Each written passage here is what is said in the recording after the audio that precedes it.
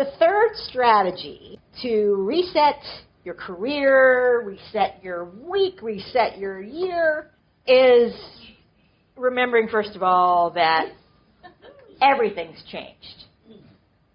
Everything has changed.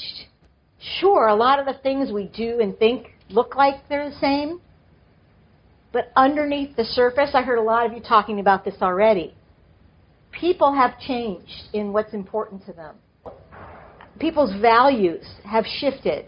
And not everybody in the same direction. Everybody's gone through their time of change. Whether they came out with it like better than ever, or whether they struggled and are still struggling. So what change means, change always presents an opportunity. And so I ask you this question, that what if the way that you've done things doesn't need to be the way that you continue to do things? This is a question that smart professionals should be asking and are asking in almost everything that you do. Because what happens when we're making the same assumptions over and over, but the situations have changed, is that we get stuck and stagnant. There's a story around a guy with a fish in a fishbowl. And, the fishbowls get dirty after a while, and so he filled up the bathtub and put the fishbowl in the bathtub and then gently put the little fishy into the bathtub so that he could wash the fishbowl out. What he noticed is that the fish, now given the whole area of the bathtub, only kept swimming in the circle that his bowl defined.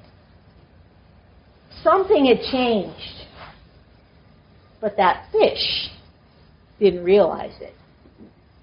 Where are the things that you're doing, that whether they're in your career, whether they're things that you that are impacting your business, where the way you've done things doesn't need to be the way you do things?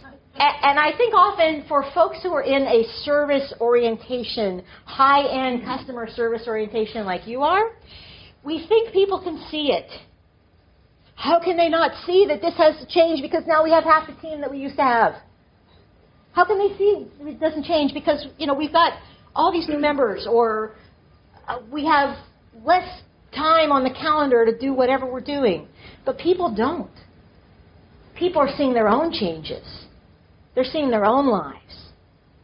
So we have to make sure that what we need, what we see, is clear to others. And so this is the reset button.